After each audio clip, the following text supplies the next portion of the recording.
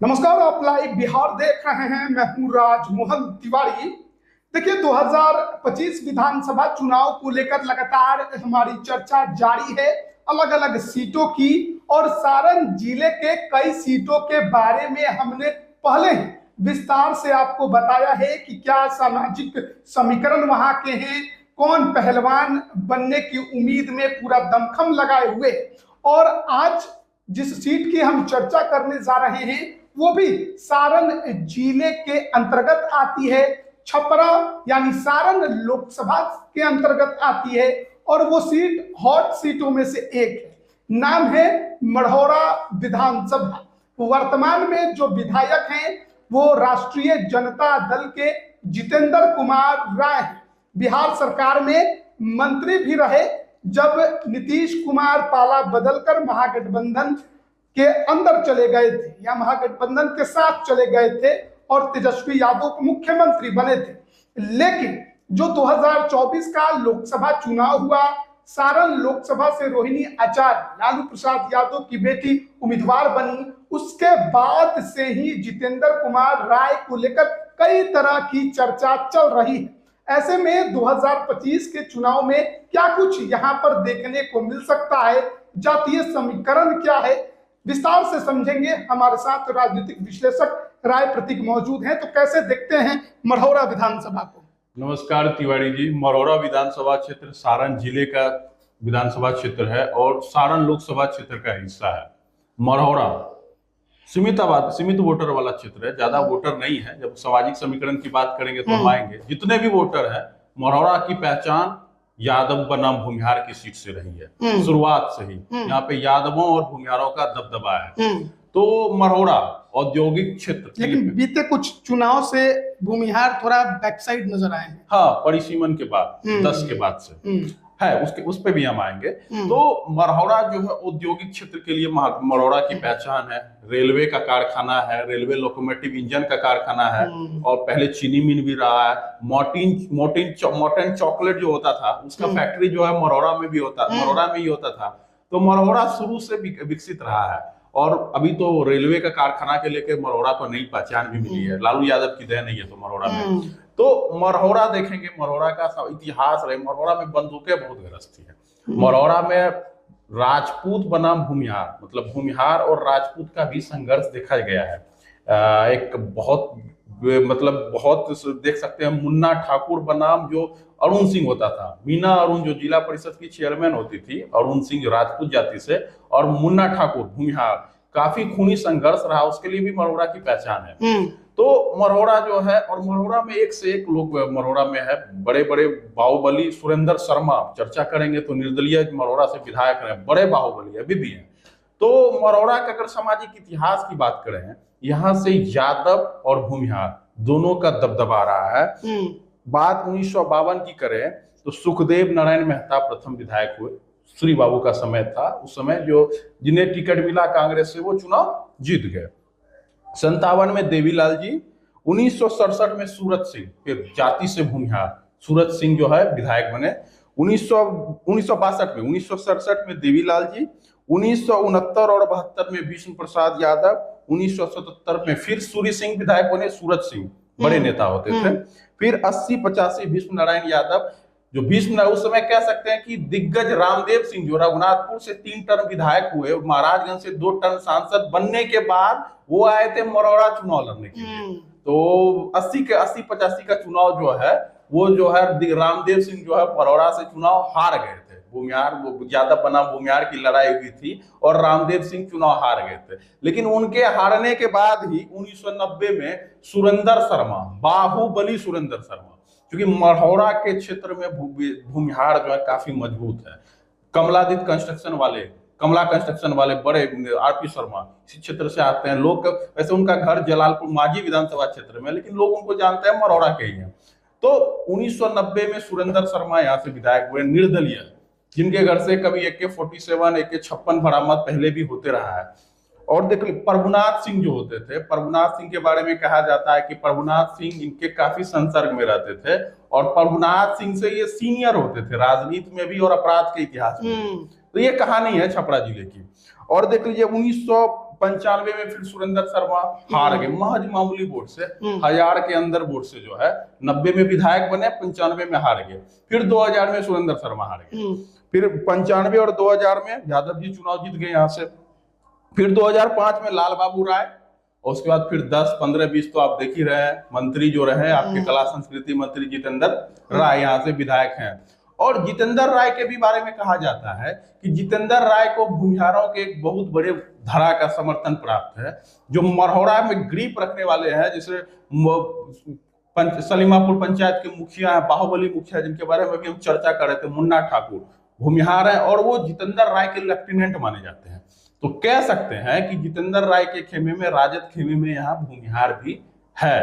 और जिला परिषद का चुनाव भी लड़ते हैं, मुन्ना ठाकुर की पत्नी लड़ती है। तो अगर यहाँ पे इतिहास की बात पिछले कुछ चुनाव से देखें, परिसीमन के बाद से देखें, तो यहाँ पे यादव बनाम मुस्लिम की लड़ाई हो रही है। ये हास्यास्पद है।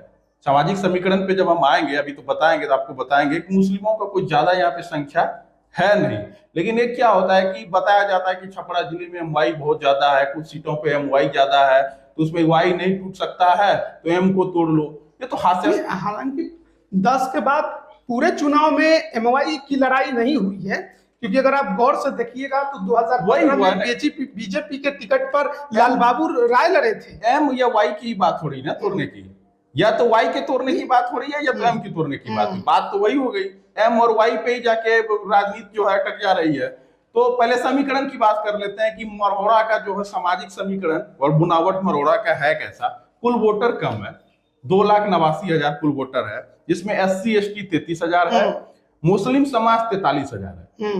ऐसे कई सीट हैं बिहार में जहां मुस्लिम समाज 50,000 60,000 से भी अधिक है, लेकिन चुनाव नहीं लड़ते। 43,000 मुस्लिम समाज का वोटर होना कोई ज्यादा वोटर नहीं है। यादव समाज भी ज्यादा नहीं है, 55,000 है। और सारण जैसे जिले में 55,000 महज वोटर है यादव की। तो कह सकते हैं अकेले जाति में तो सबसे बड़ा, एकल जाति में सबसे ज्यादा यादव है, उसके बाद भूमिहार है, और उसके बाद राजपूत जो है 15,000 वोट है, भूमिहार 33 से 35,000 है। पहले हो समीकरण परिसीमन से पहले बोला जाता था कि 40,000 के आसपास है, लेकिन अभी के तारीख में 33 से 35,000 बोला जाता है। 33,000 आधिकारिक आंकड़ा आता है, 33 से 35 जो है बोला जाता है। मरौड़ा में भी है, नगरा से तो जिला परिषद, दोनों क्षेत्र से जिला परिषद भूमिहार लड़ते हैं। ब्राह्मण देख लीजिए, 10,000 ब्राह्मणों की भी संख्या है। वैसे जो है 30,000 वोटर है, कोयरी कुर्मी 30,000 है। गौर करने वाली बात है। बता, सारण कमिश्नरी में बैलेंसिंग वोट जो है सभी सीटों पे 15,000, 20,000, 25,000, 30,000 से 40,000 तक कोयरी कुर्मी समाज के वोटर हैं। अदर्स वोट 55 OBC BC जो बचता है वो 42,000 की संख्या में है। दावेदारों की बात करें तो यहां से बीजेपी इस बार चुनाव लड़ना चाहती है। 15 में भी लड़ी है, 15 में भी लड़ी है। लाल बाबू राय पूर्व विधायक को टिकट दिया, लेकिन जीत नहीं पाए। बिल्कुल, क्योंकि राजीव प्रताप रूढ़ी की जो इस बार जीत हुई है लोकसभा चुनाव में, बड़ी मुश्किल से, बहुत कठिन जीत हुई है। वो तो सचिदानंद राय ने लास्ट में मोर्चा संभाला भूमिहार वोटों को गोलबंद करने का, तो काफी हद तक राहत हुई है। 10-12 हजार के अंतर से चुनाव जीते, वो भी लोकसभा का, और भूमिहार वोट बिदक रहे थे। तो सारण लोकसभा क्षेत्र में, मैं महाराजगंज लोकसभा की बात नहीं कर रहा, सारण लोकसभा क्षेत्र में गुस्सा इस बात का था, अमनौर से भूमिहार विधायक होते थे शत्रुघ्न तिवारी और चोकर बाबा, उनका टिकट राजीव प्रताप रूढ़ी जी ने कटवा दिया 20 में सीटिंग होते हुए। तो उनका गुस्सा जो लगातार, और चोकर बाबा राजीव प्रताप रूढ़ी के खिलाफ वोकल भी हो जा रहा है, कैंपेन शुरू कर दिया उन्होंने। बिल्कुल। तो सारण का लोकसभा क्षेत्र में राजीव प्रताप रूढ़ी की मुश्किलें बढ़ी हुई है, क्योंकि 1,20,000 से 1.25 लाख के आसपास भूमिहार समाज के सारण लोकसभा क्षेत्र में वोटर हैं। तो ऐसी स्थिति में मरहौरा की जो भूमिहारों की ट्रेडिशनल सीट रही है, रूढ़ी जी भी इस बार चाह रहे हैं कि भूमिहारों को अपने मना के अपने पाले में रखा जाए, चोकर बाबा के काट के रूप में किसी एक दूसरे भूमिहार को मरहौरा में स्थापित किया जाए, सारण में स्थापित किया जाए। हाँ, सारण लोकसभा क्षेत्र में। तो मरौड़ा में वैकेंसी भी है, राजद से जितेंद्र राय सिटिंग है, वैकेंसी है भाजपा, और 3 बार से है। हाँ बिल्कुल। तो भाजपा से देखिए राजीव प्रताप रूढ़ी के एक बहुत करीबी है सचिदानंद राय, MLC है, निर्दलीय है, खुद झुकाव बीजेपी के तरफ है। राजीव प्रताप रूढ़ी बीच में जनसुराज बिल्कुल खूब मदद भी की है राजीव प्रताप रूढ़ी को चुनाव में।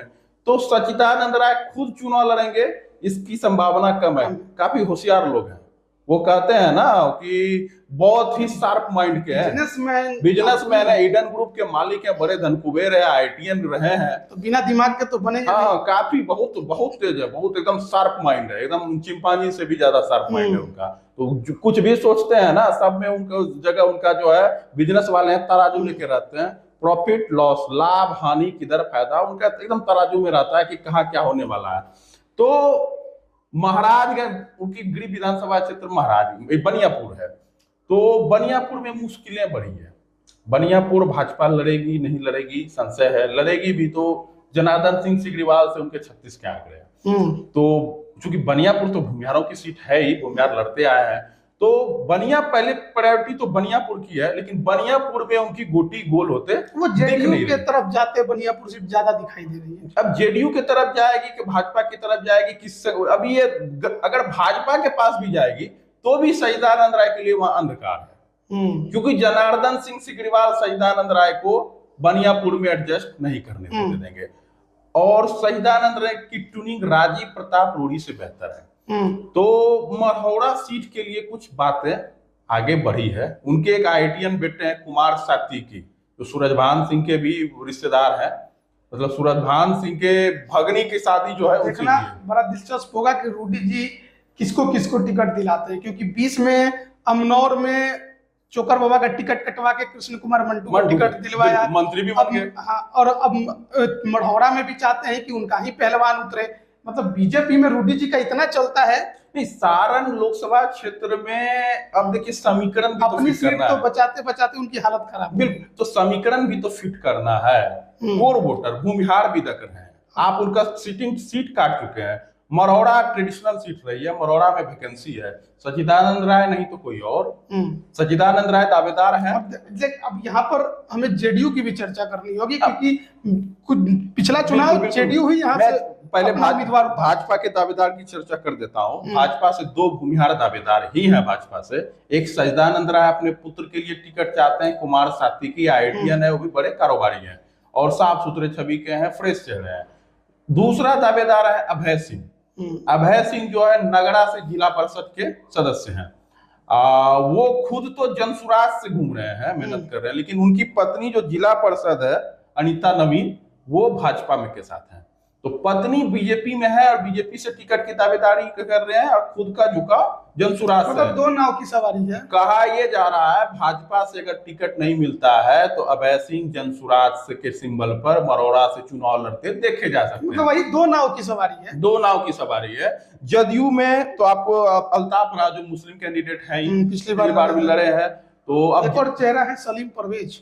हाँ, सलीम परवेज भी एमएलसी भी रहे हैं। लेकिन देखिए मुस्लिम 43,000, यहाँ देखिए सारण क्षेत्र में जो सोशल इंजीनियरिंग हो रही है ये गलत हो रहा है, क्योंकि 43,000 की संख्या में एमवाई इतना ज्यादा नहीं है। अगर यहाँ यादवों का 80,000, 90,000, 1 लाख वोट होता, मुस्लिमों का ज्यादा वोट होता, एमवाई बड़ा फैक्टर होता है, यहाँ पे 35-40% के हिसाब एमवाई का संख्या होता, तो आप उसके काट के लिए या किसी एम को या किसी वाई को चुनाव लड़ाते। जब यहाँ एम वाई को माइनस करके आप सक्षम है चुनाव जीतने में, लड़ने में, टक्कर देने में, तो किसी सब फॉरवर्ड पे जो 2 हमारा कैडर वोटर है, किसी भूमिहार पे दाव खेला जा सकता है। राजपूतों की भी संख्या 15,000 है, ब्राह्मण भी हैं, वैश्य समाज के वोटर हैं, कोयरी कुर्मी धानुक है, पचपनिया है, तो दाव खेला जा सकता है। पिछली बार जेडीयू ने जितने मुसलमानों को टिकट दिया कोई नहीं जीता, कोई नहीं जीता, ये भी गौर करने की बात है।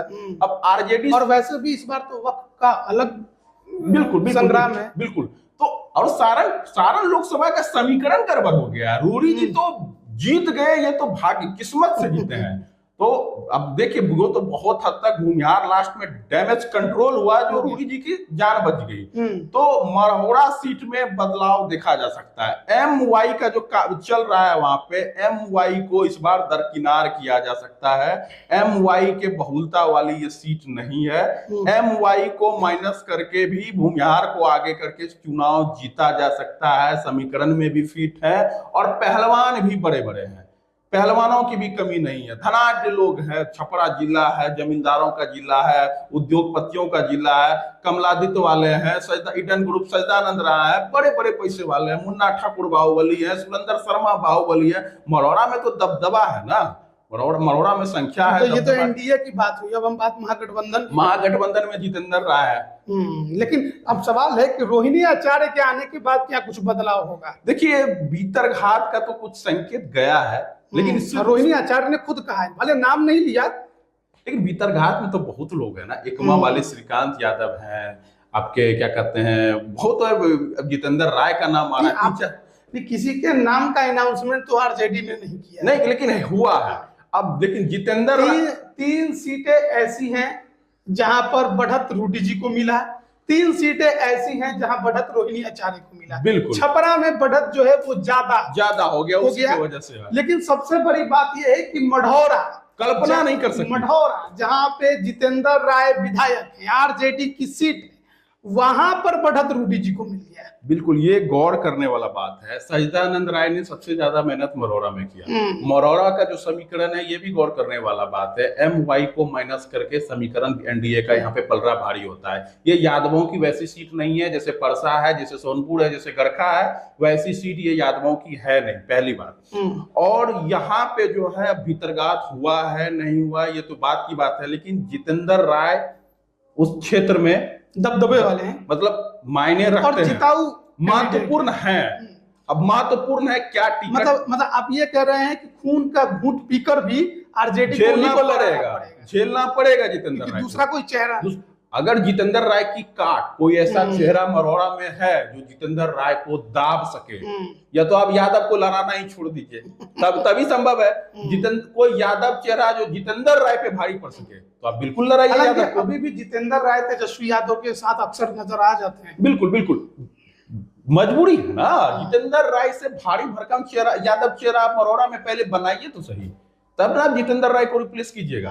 यादव ही लड़ाना है, अगर यादव के अलावा कोई दूसरा मुस्लिम लड़ाना है या कोई भूमिहार लड़ाना है तो अलग बात है, तो बहुत सारे। लेकिन जब यादव लड़ाना है तो जितेंद्र राय को रिप्लेस करने के लिए कोई यादव चेहरा भी तो चाहिए। किसको लड़ाएंगे तेजस्वी यादव मरोड़ा में, सवाल तो यहाँ भी है।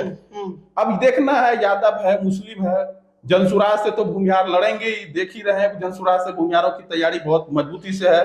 तो ये सीट जो है यादव, भूमिहार और मुस्लिम, ये तीनों जाति के इर्द गिर्द जो है घूम रही। खास करके यादव बना भूमिहार की ये सीट है, और हम चाहेंगे कि मरोड़ा जैसी सीट यादव बना भूमिहार ही होते नजर आए भविष्य में भी। मतलब ये तो अलग बात होगी, अब देखना होगा कि पॉलिटिकल पार्टियां किस स्ट्रेटेजी के साथ मैदान में उतरती हैं। अब जनता दल यूनाइटेड ने पिछले चुनाव में अपना कैंडिडेट इस सीट पर उतारा, एक मुस्लिम चेहरा को उतारा, जीत हासिल नहीं हुई, और अब बारी 2025 के विधानसभा चुनाव की है। जितेंद्र राय को लेकर कई तरह के जो चर्चे हैं वो राजनीतिक गलियारों में हुए लोकसभा चुनाव के बाद। रोहिणी आचार्य ने किसी का नाम नहीं लिया, लेकिन भीतरघात की बात खूब कही है।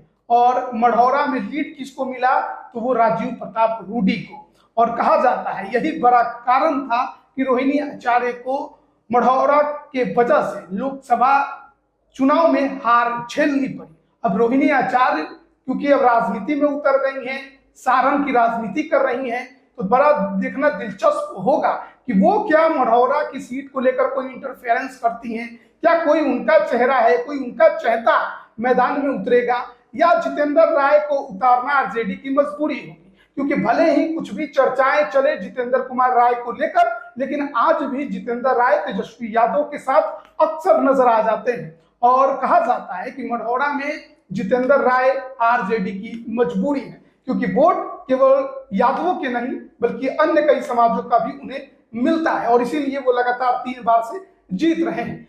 दूसरी तरफ अगर बात करें एनडीए की, तो जनता दल यूनाइटेड या बीजेपी, कौन लड़ेगा, पहले तो इस पर सवाल है। और अगर जेडीयू लड़ती है तो मुस्लिम चेहरा ही या भूमिहार चेहरा, बीजेपी लड़ती है तो ज्यादातर यही उम्मीद है कि सवर्णों से कोई कैंडिडेट बनेगा, भूमिहार की नाम की चर्चा है। और वहीं पीके भी तो अब हैं, उनको लेकर भी कई तरह की चर्चाएं हैं। तो आप इस पर क्या राय रखते हैं, कमेंट करके जरूर बताएं। आप सभी का बहुत बहुत धन्यवाद।